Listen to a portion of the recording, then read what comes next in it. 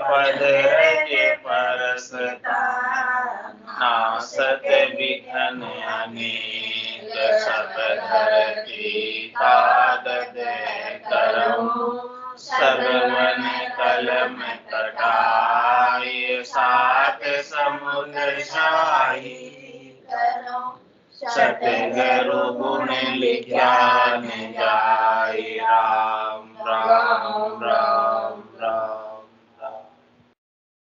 आप सभी के अंदर विराजमान परमात्मा के पावन चरणों में प्रणाम। राम अनंत श्री सदगुरु सुखराम जी महाराज 98 अड़जस पदराग धनाश्री 8 आरंभ होगा। महाराज फरमाए फिर खाकूं हर जड़ की ओरे कुद्याकूं अन दे सीखूं अंबर आसिरो रे तिरने को गुरुदेव फिर खाकूं हर जड़ की ओरे कुद्याकूं अन दे सीखूं अंबर आसिरो रे तिरने को गुरुदेव शस्त्र किया मारण रे रक्षा को बगतर ढाल ढोल बनायो धातु को रे मंडने को सुन खाल शस्त्र किया मारने रे रक्षा को बगतर ढाल ढोल बनायो धातु को रे मंडने को सुन खाल तिर खाकूं हर जड़ की ओरे कुद्या को अन दे सीखूं अंबर आसिरो रे तिरने को गुरुदेव रोग बनायर सोचियो रे औषधि की बीलाल रोग बनायर सोचियो रे औषधि की बीलाल भूलन भरम अज्ञान पेरे ज्ञान कियो तत्सार भूलन भरम अज्ञान पेरे ज्ञान कियो तत्सार तिर खाकूं हर जड़ की ओरे कुद्या को अन दे सीको अंबर आसिरो रे तिरने को गुरुदेव चोर बनाया बहारू रे शरण बनाई जोय चोर बनाया बहारू रे शरण बनाई जोय वाह शरणे वो आवियो रे मार सके नहीं कोई वाह शरणे वो आवियो रे मार सके नहीं कोई तिर खाकूं हर जड़ की ओरे कुद्या को अन देव सीखूं अंबर आसिरो रे तिरने को गुरुदेव किया खाया बिन बायरो रे काज सरे नहीं कोई किया खाया बिन बायरो रे काज सरे नहीं कोई जो सुखदेव हर नार ट्यारे परथन मुक्ति हो जो सुखदेव हर नार ट्यारे परथन मुक्ति हो तिर खाकूं हर जड़ की ओरे कुद्या को अन दे सीखूं अंबर आसिरो रे तिरने को गुरुदेव। महाराज फरमा रहे हैं परमात्मा ने सब चीज अलग अलग आवश्यकता अनुसार बनाई जिसकी जैसी आवश्यकता है उसके लिए वो चीज उपलब्ध उसके लिए वो चीज मिल जाती। कह रहे महाराज प्यास लगने पर परमात्मा ने जलदेव की व्यवस्था की शीतल जल का सेवन कर लो तो प्यास बुझ जाती। और जब शरीर में भूख लगती है तो अन्नदेव की भोजन प्रसाद के रूप में परमात्मा ने व्यवस्था की हुई। तो प्यास को बुझाने के लिए जल की आवश्यकता होती है और भूख को मिटाने के लिए भोजन की आवश्यकता होती है। उसी प्रकार से महाराज फरमा रहे हैं कि जब इस शरीर को ठंड लगे तब कपड़ों की आवश्यकता होती है। ठंडी के अंदर ठंड लग रही है तो इस ठंड को किस प्रकार से मिटाया जाए? कह रहे महाराज भगवान ने कपड़े बना रखे, कपड़े पहन लो, ठंड मिट जाएगी। सीधा सा तुम है। और कह रहे हैं कि सब चीज का अलग अलग व्यवस्था भगवान ने की। तो अब कोई यहां से मोक्ष में जाना चाहता है, उसकी क्या अवस्था है? कोई मुमुक्ष है, परम मोक्ष में जाना चाहता है, परम मोक्ष प्राप्त करना चाहता है, उसकी क्या व्यवस्था? महाराज कह रहे उसकी भी व्यवस्था भगवान ने की है। जो यहाँ रहना चाहे यहाँ रहे, और जो यहाँ से धाप गया वो जाना चाहता है। जो यहाँ से नहीं धापा गया वो यहीं रहे। यहाँ से वहां कौन जाएगा मोक्ष में, परम मोक्ष में? जो यहाँ से धाप गया, जिसे अभी तक यहाँ की भूख है, जिसे अभी तक यहाँ के सुखों की प्यास है, जिसे अभी तक यहाँ के सुखों को भोगना है, महाराज कह रहे कि उनको अभी तक यहीं रहना है, वो वहां नहीं जा सकते। वहां वो ही जा सकते हैं जो यहाँ के सुख दुखों से धाप, यहाँ के सुख दुखों से जो उदासीन हो गए, तटस्थ हो गए हैं, जिनको ऐसी बात की समझ आ गई कि हमें यहाँ रहते रहते कितना समय हो गया, 3 लोग 14 भवनों में इस जीवात्मा को आए हुए कितना समय हो गया? आज से तो नहीं आए, लगभग 27 कल्प बीत गए। एक कल्प में 1000 चतुर्युगी होते हैं, एक चतुर्युगी में 43,20,000 बरस होते हैं।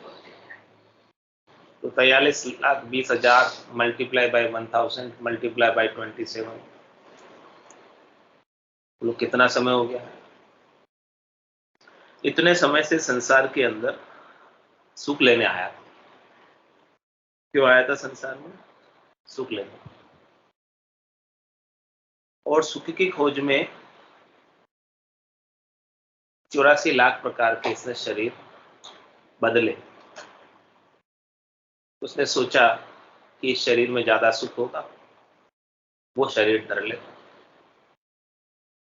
अंतकाल में होती वासना, जा में वासा पाया, कै सुखराम वासना ऊपर कर सवारी। शरीर में, संसार में, इंद्रियों में, वस्तुओं में, व्यक्तियों में, जिधर इस जीवात्मा की वासना वासित रह जाती, सुख लेने की इच्छा शेष रह जाती है, बाकी रह जाती है, उधर ही वो शरीर धरकर पहुंच जाता है। वैसा ही शरीर वो धर लेता है और धरते धरते अनंत युग बीत, अनंत काल बीत गए।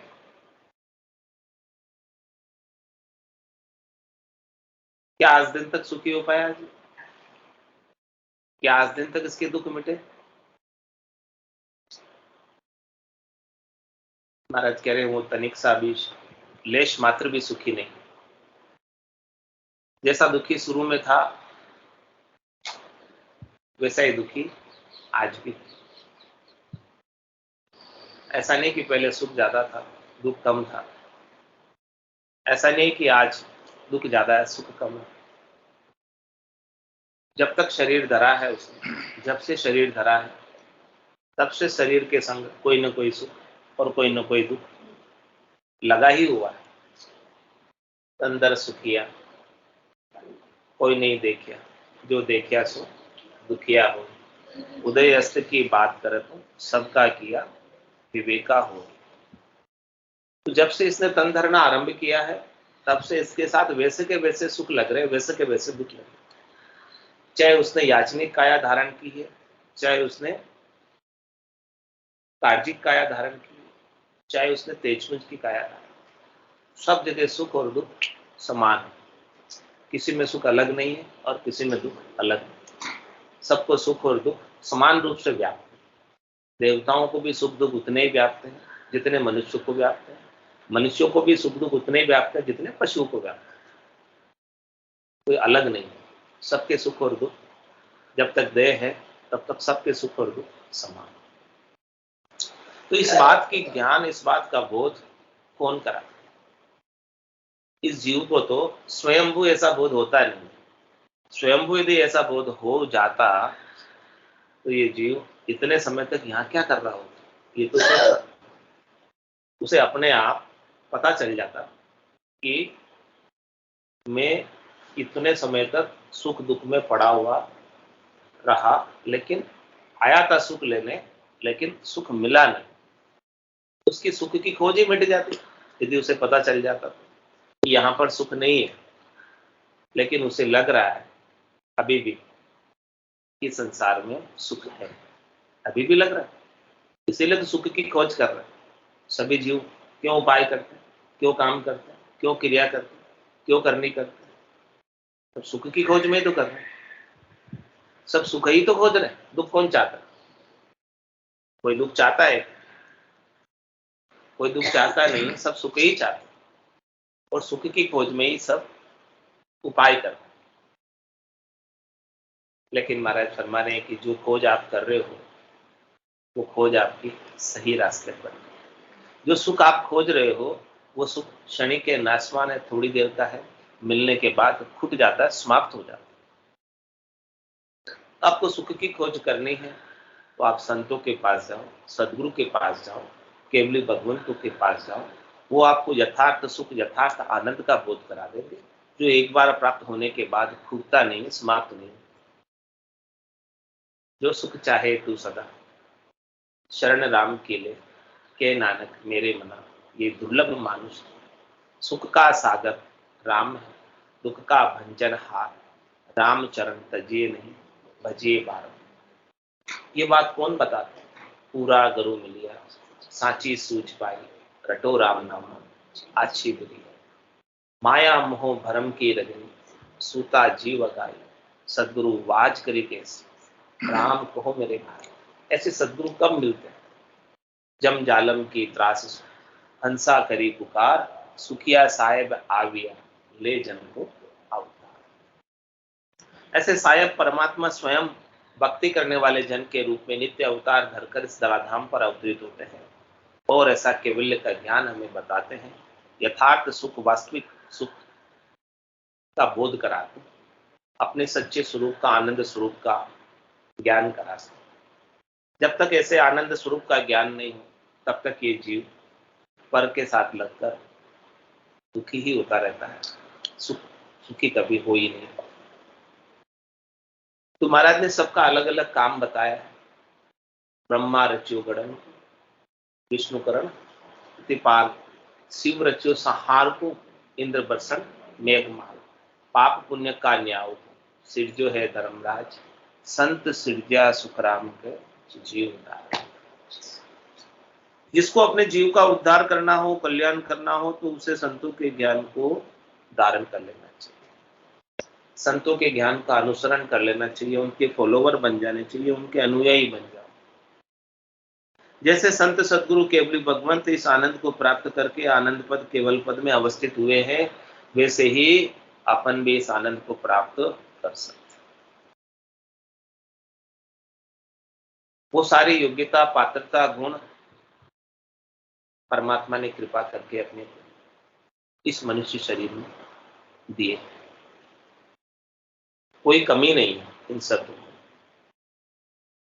लेकिन महाराज फरमा रहे कि आप मुमुक्ष तो होना पड़ेगा। मोक्ष प्राप्ति की इच्छा, मोक्ष प्राप्ति की लगन, मोक्ष प्राप्ति की चेष्टा यदि आप में नहीं हो तो आपका कल्याण कभी हो नहीं सकता।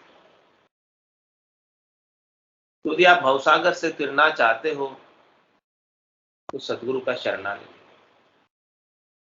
शरणो सतगुरु दयाल हो, मुख हृदय हरिनाम, नितपत संगत साधु, आज जीवन मुक्त सुख। जीते जी मोक्ष प्राप्त करना चाहते हो तो जीते जी मोक्ष उपलब्ध है।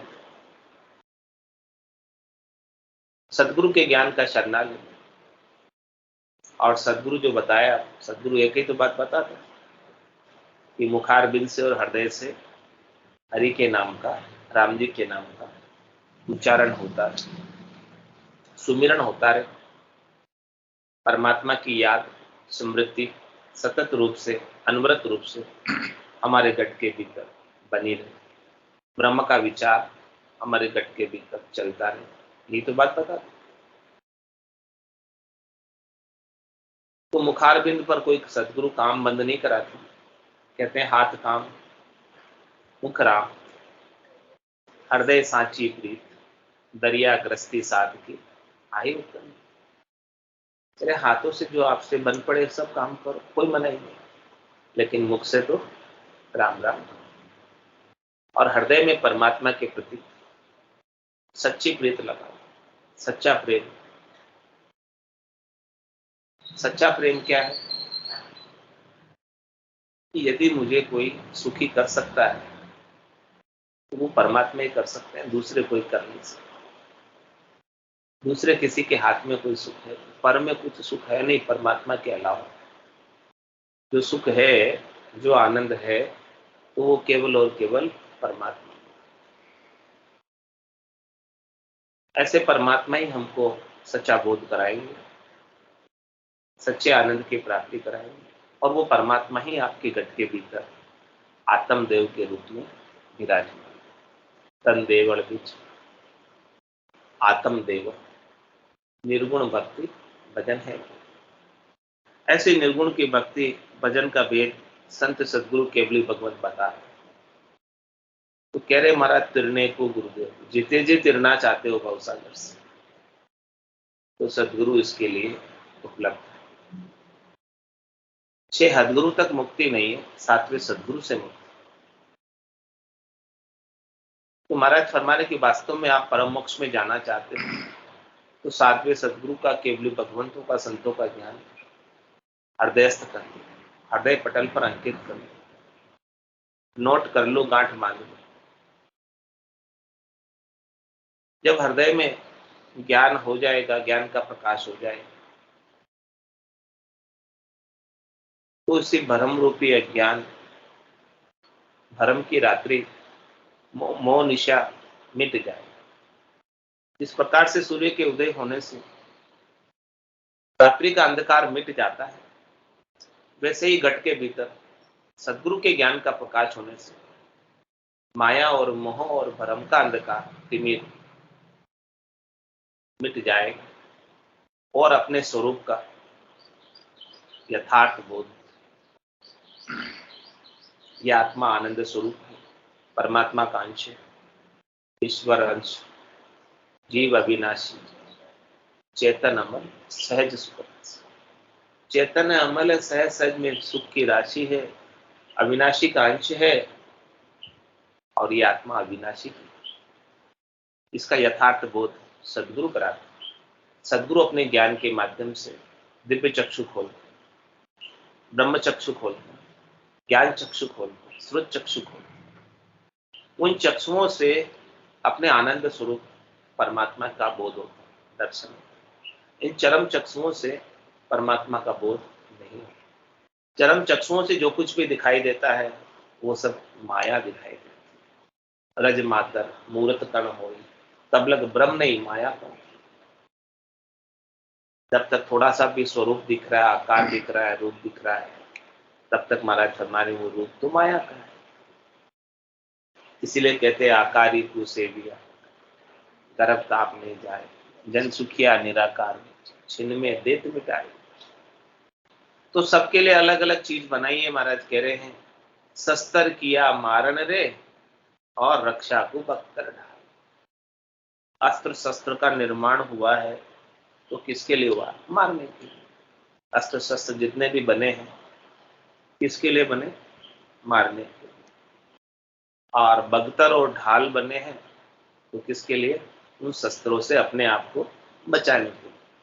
दोनों चीजें अलग अलग बनी हैं, दोनों अपना अपना कार्य करेंगे। यदि आपको अपनी रक्षा करनी है तो बख्तर ढाल ओढ़ लो ताकि कोई भी अस्त्र शस्त्र का प्रहार आपके ऊपर नहीं हो। तो अपने को बख्तर ढोल ओढ़नी है, ढाल ओढ़नी है, तो किसकी ओढ़नी है बख्तर और ढाल?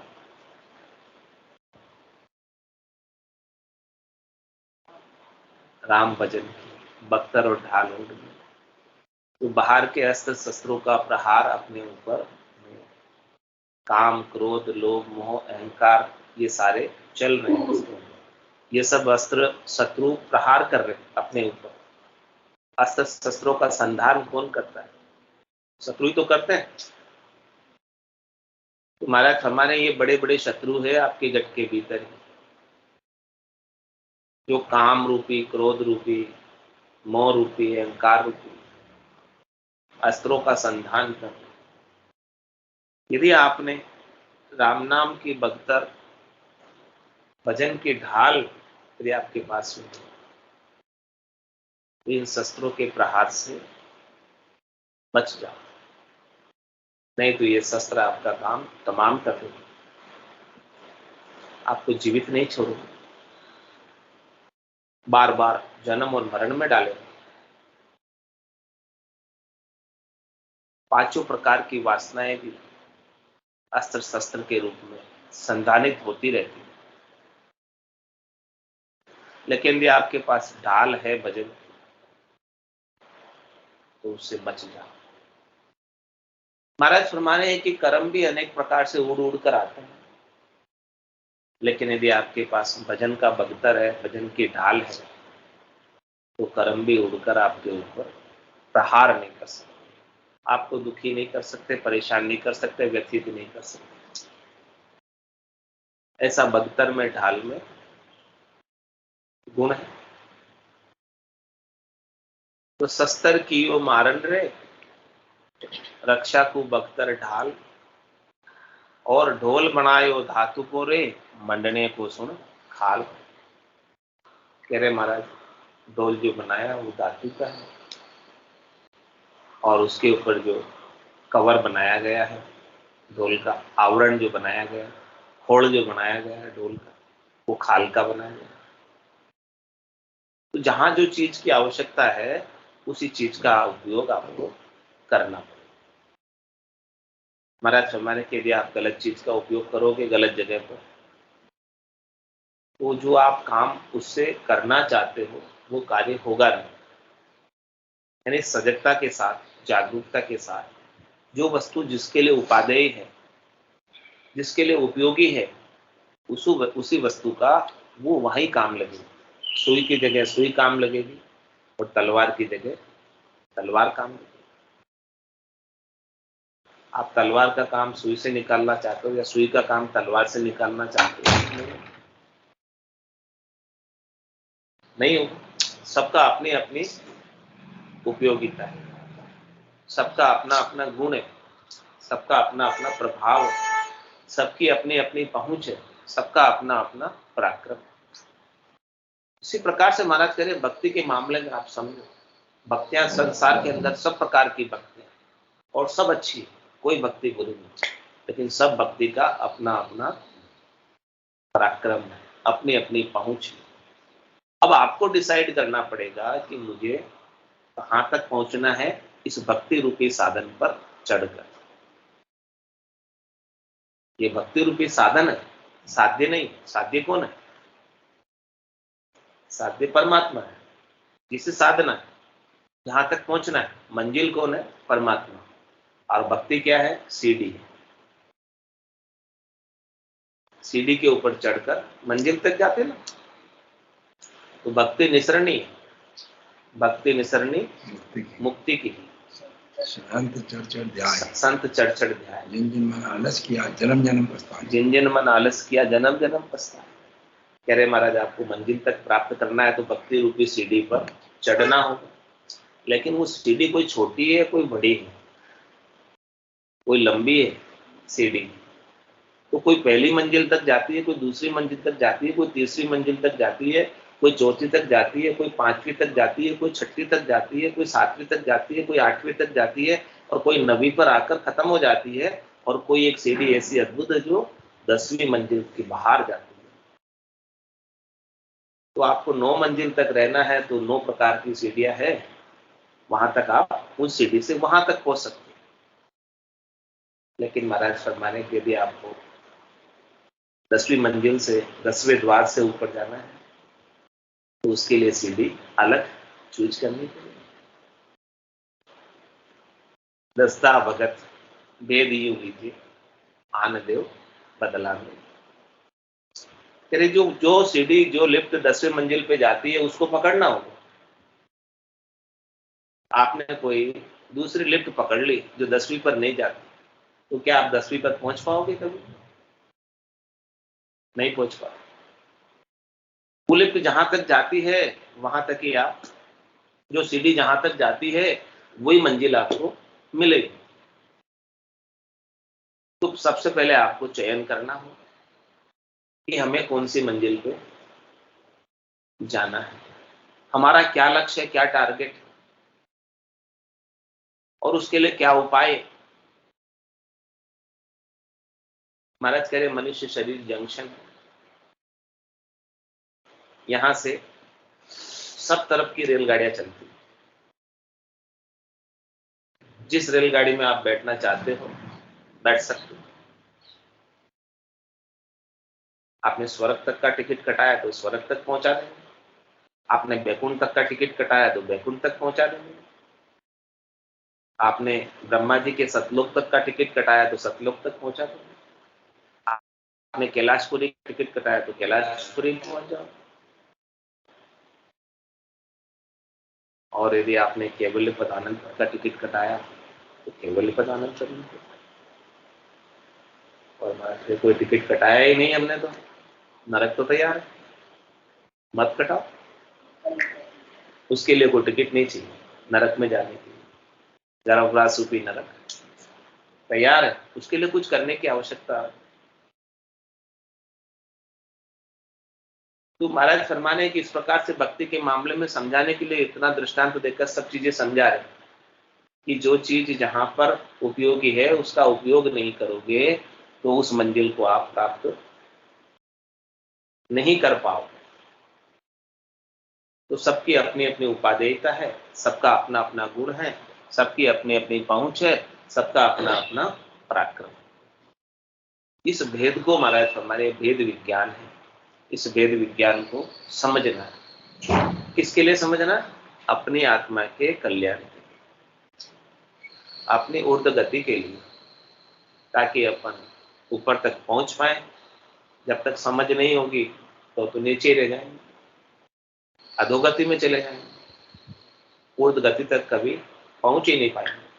इसलिए महाराज अपने को जागरूक कर रहे हैं, चेतन कर रहे हैं कि समझो इस बात को। रोग बनाय रसोचियो रे औषधि की मीला। कह रहे महाराज हर एक अनेक प्रकार के रोग बने और उन रोगों के साथ फिर उनकी औषधियां भी, यानी हर एक रोग का निदान है, लेकिन उस निदान की समझ किसको होती है?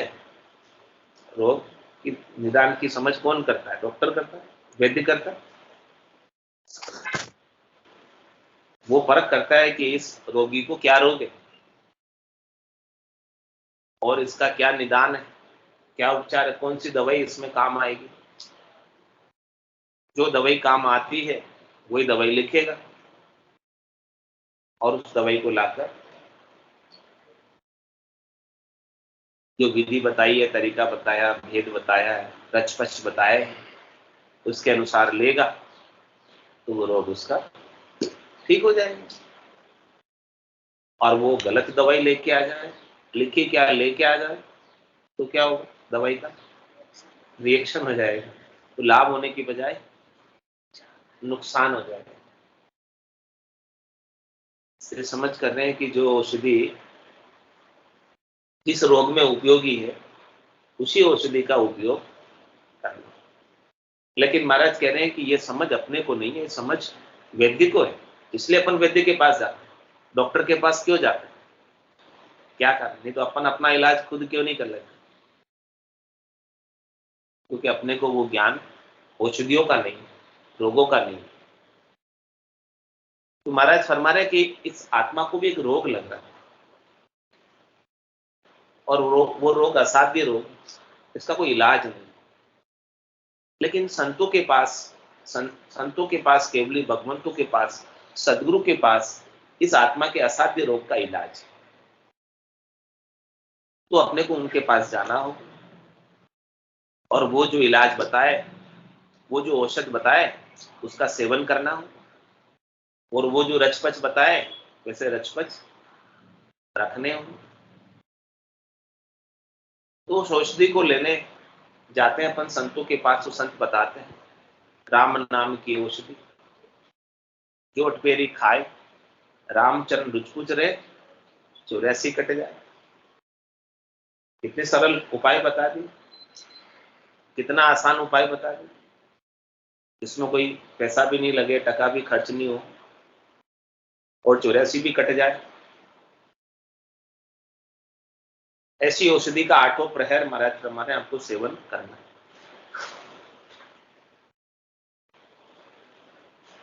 और जो रचपच बताया है उनका रखा रखना, तब वो औषधि आपके गट के भीतर गुण करेगी। उसका गुण आपके गट के भीतर प्रकटना चाहिए, उसका अनुभव आपको होना चाहिए। जो औषधि लिए पता चल जाता है कि ये मेरे गुण कर रही कि नहीं कर रही, पता चलता है कि नहीं चल रहा औषधि लेने के बाद। आरोग्य आ रहा है कि नहीं हो रहा। इसी प्रकार से महाराज फरमा रहे कि राम नाम यदि अपन सदगुरु विधि से सुमरण करते हैं, तरीके से औषधि का सेवन करते हैं, तो निश्चित रूप से आनंद की प्राप्ति होती है। और वो आनंद का अनुभव साधना करने वाला, भक्ति करने वाला जन अपने गट के भीतर ही गटपटचों के रूप में करता है, और वो आनंद का अनुभव करते करते आनंद में ही अवस्थित हो जाता है। और उसके जो रोग लग रहे हैं, काम क्रोध लोभ मोह अहंकार के, शब्द रूप रस गंध स्पर्श के, पांचों विषयों के, पांचों प्रकृति से सुख लेने के, रज्व सत्व और तम से सुख लेने के, वो सारे विकार उसके जड़ मूल सहित इस औषधि के माध्यम से कट जाते।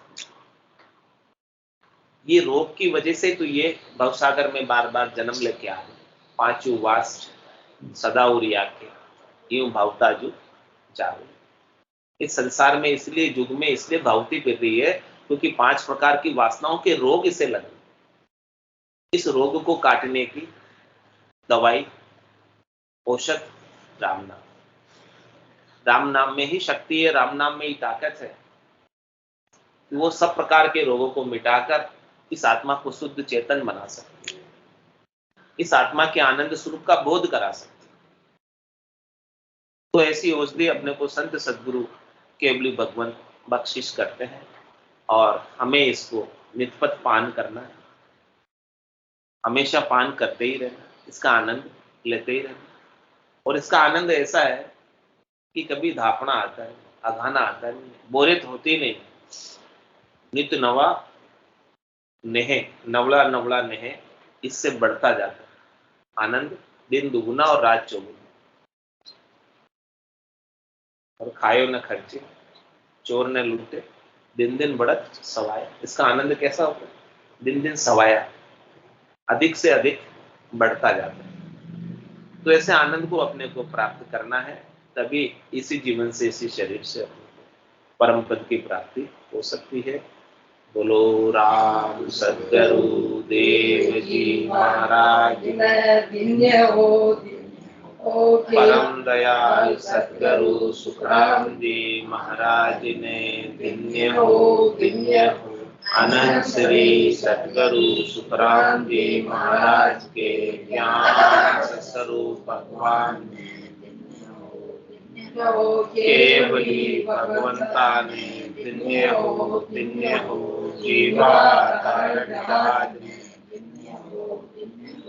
मोक्ष के मालिका ने अनंत कोटि संताने राम सभा में राम राम सा राम राम सा राम राम राम राम राम राम सा राम राम